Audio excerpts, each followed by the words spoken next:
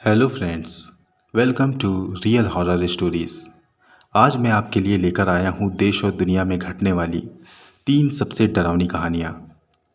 तो ज़्यादा देर ना करते हुए हम आपको रूबरू कराते हैं उन कहानियों से। सबसे पहला किस्सा है जॉन और डेविड का। जॉन का बेटा डेविड था और जॉन की बीवी एक बहुत बड़ी सर्जन थी।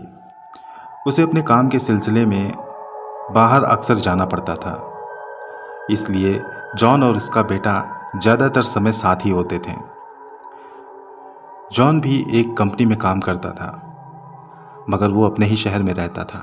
इस वजह से अपने बेटे के साथ वो अच्छे से समय गुजार पा रहा था। वो अपने बेटे को बहुत चाहता था। उसकी एक आदत थी कि वो जब भी सोने को जाता था तो अपने बेटे को गुड नाइट विश करता था। एक रोज़ की बात है, एक दिन वो अपने कमरे में काम कर रहा था। उसे नींद आई और उसने अपना काम बंद किया। जब वो अपने बेटे के कमरे में गया तो उसने देखा कि उसका बेटा सो चुका है। वो चादर ओढ़े हुए था।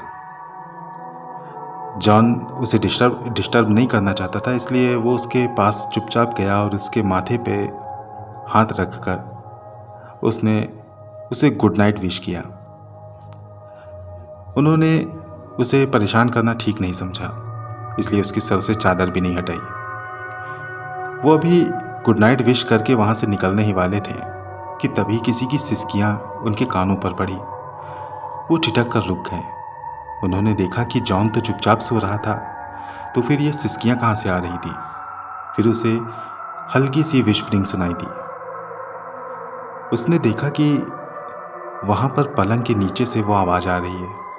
झट से उन्होंने पलंग के नीचे झांक कर देखा तो पाया कि उनका बेटा तो नीचे है। वो बहुत डरा हुआ था। उसकी आंखों में आंसू थे और चेहरे पर डर। उसने अपने पापा को देखा तो तुरंत उनकी ओर बढ़ा। उसके पापा को समझ नहीं आया कि आखिर ये सब है क्या।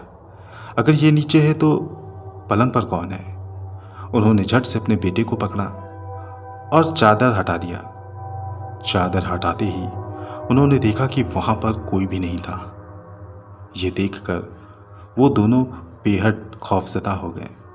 उन्होंने पैरानॉर्मल एक्सपर्ट्स को भी बुलवाया।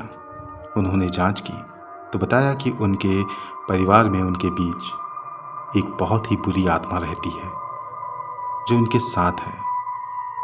अभी तक उसने इन्हें नुकसान नहीं पहुंचाया, लेकिन बुरी आत्मा है तो हो सकता है कि आगे चलकर वो उसे नुकसान भी पहुंचाए।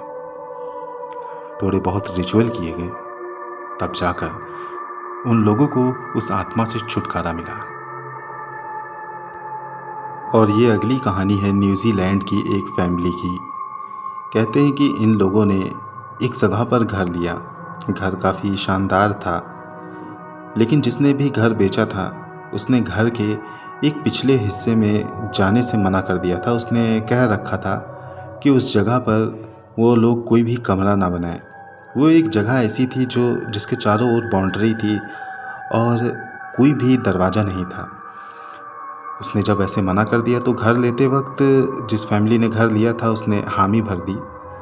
लेकिन कुछ समय रहने के बाद उन्होंने उस जगह का जायज़ा किया। वो एक खाली जगह पड़ी हुई थी। उन लोगों ने सोचा कि ये फालतू में ही खाली पड़ी हुई है और हमने पूरे घर के पैसे दिए हैं, क्यों ना इस जगह को भी अपने में मिला ले। उन लोगों ने उसकी बताई हुई बातों को नज़रअंदाज करते हुए वहाँ पे एक नया कमरा बनाने का फ़ैसला कर लिया और इसके लिए उन्होंने बाकायदा लेबर से बात भी की। अगले दिन उनके यहाँ काम शुरू होने वाला था, लेकिन काम शुरू होने से एक दिन पहले उन लोगों को काफ़ी शोर शराबा सुनाई दे रहा था। ऐसा लग रहा था जैसे कि कोई ज़ोर ज़ोर से जश्न मना रहा हो, गा रहा हो। इन लोगों ने सोचा कि आस पड़ोस में किसी के यहाँ कोई फंक्शन होगा, तो इन लोगों ने वहाँ पर जाकर चेक करने की कोशिश की, मगर वहाँ पर उन्हें ऐसा कुछ दिखाई नहीं दिया। गौर से सुना तो उनको आवाज़ अपने घर के पीछे से सुनाई दे रही थी। वो लोग उस पिछले हिस्से पे गए तो वो धीरे धीरे वहीं पहुँच गए जहाँ वो पिछला हिस्सा जो खाली पड़ा था। वो ये देखकर हैरान थे कि उस खाली पड़े हिस्से में कई सौ कई सौ आदमी वहाँ पर मौजूद ज़ोर ज़ोर से गा रहे हैं, नाच रहे हैं, जश्न मना रहे हैं। और वो ज़रूरत से ज़्यादा लंबे थे, उनके हाथ और पाँव ज़रूरत से ज़्यादा ही चौड़े थे। और ये सब देखकर वो लोग इतना डर गए कि उन लोगों ने दूसरे ही दिन उस घर को खाली कर दिया।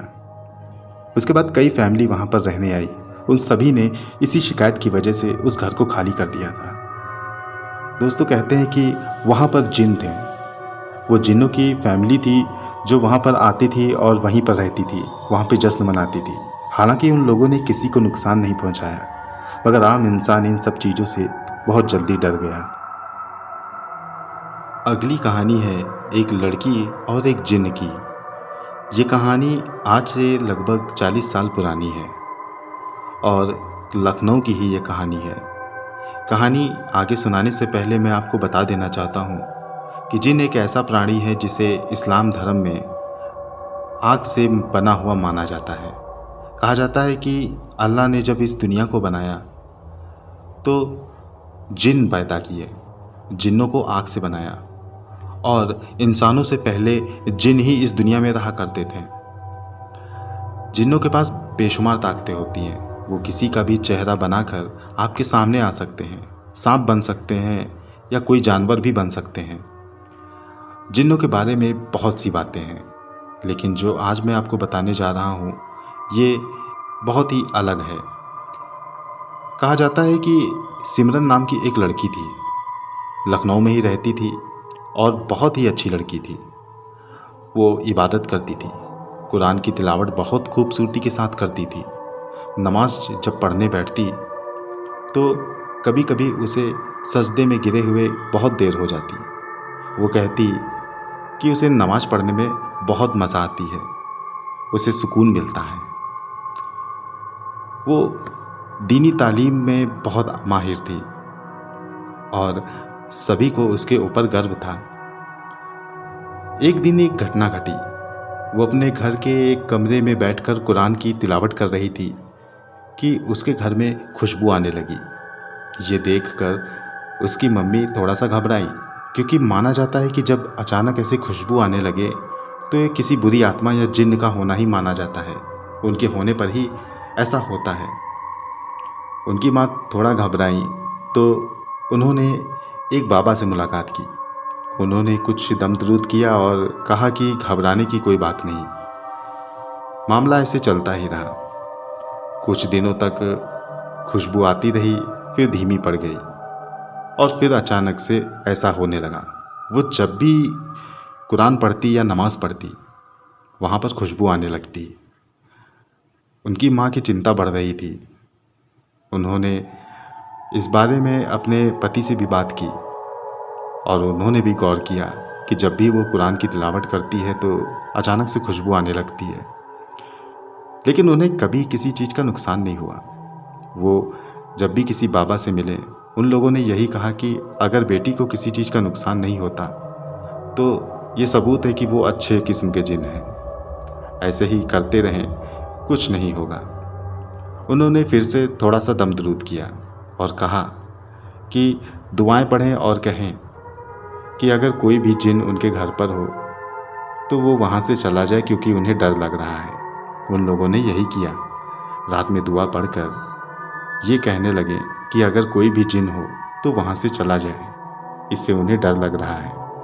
कुछ दिनों तक फिर खुशबू आना बंद हो गई, लेकिन धीरे धीरे फिर यही सिलसिला शुरू हो गया।